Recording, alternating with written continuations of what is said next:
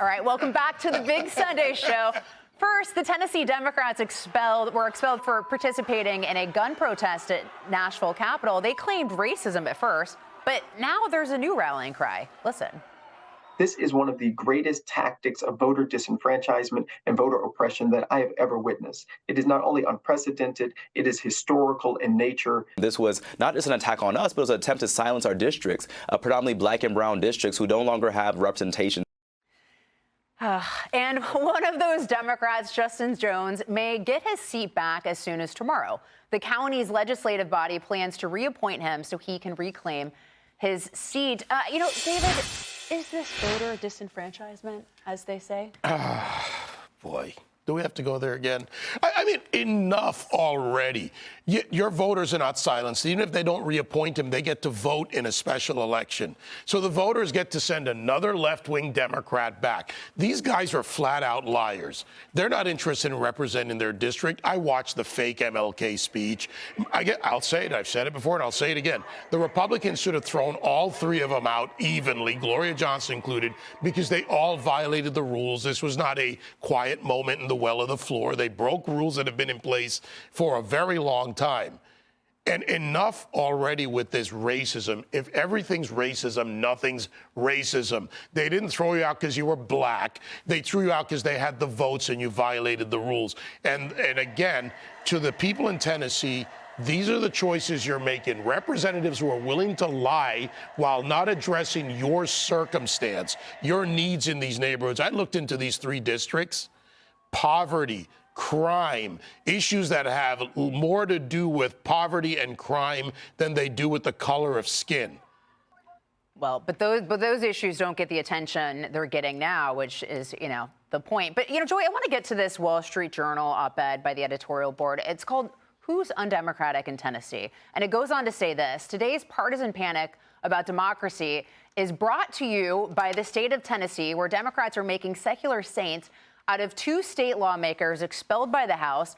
National Democrats and media are rushing to associate themselves with the mess, perhaps because they think they can spin it to fit their narrative that Republicans are a mortal threat to democracy. Now we can look at this and we can say, oh, well, Democrats are fine when, rioting after George Floyd in the name of democracy, but not this. However, that was a closing argument for Democrats heading in to the midterm election, and it seemed to work.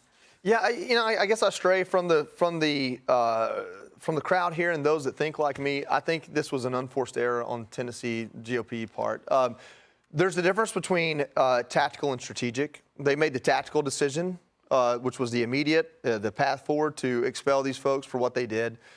Sure, it was an egregious sin in the sense of a decorum and how democracy unfolds, which is really the true irony here, is these protesters were impeding democracy as it exists.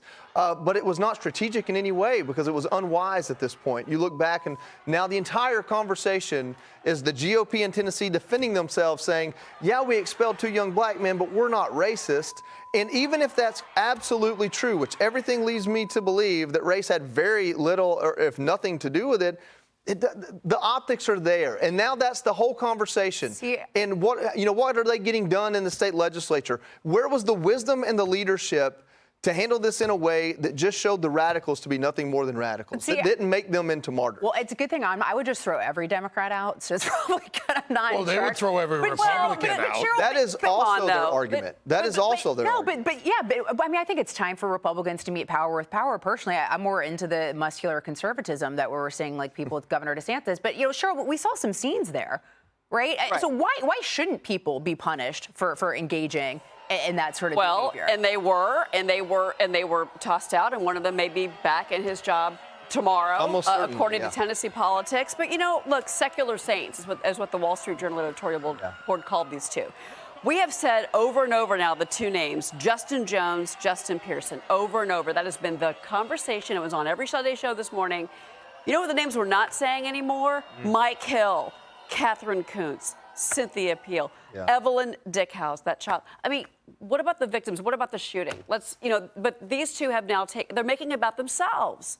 What about those 3 children that were shot? What about those 3 adults that were shot and killed? And that's what's twisted about these 3 losers is that they would rather make it about themselves, and they're trying to make martyrs out of themselves than, to your point, but you got to see that coming. If you're in leadership, especially a supermajority, you got to see that coming, and you got to be able to play chess in a game of checkers. And on the other side of this, the other point to be made here is not simply that they became the martyrs and we're not talking about what happened, but also why give them that, right? Like, why give Johnson the opportunity to go on TV and say, oh, well, they didn't vote me out because I'm a 60-year-old white woman. Well, no, it's because you went on the floor and begged and pleaded and sold your buddies out and said that they used the bullhorn, not you. So you can't just always be in defense. You have to be on the offense, and that's not what this is. I think offense. One vote, she stated. But I think offense is throwing these guys out, and you're going to get a hit anyway, so you might as well just go through. But I see your points, but I'd say just throw them all out, throw the bums out. Hi, everyone. I'm Brian Kilmeade. I want you to do me a favor. I want you to click to subscribe to the Fox News YouTube page.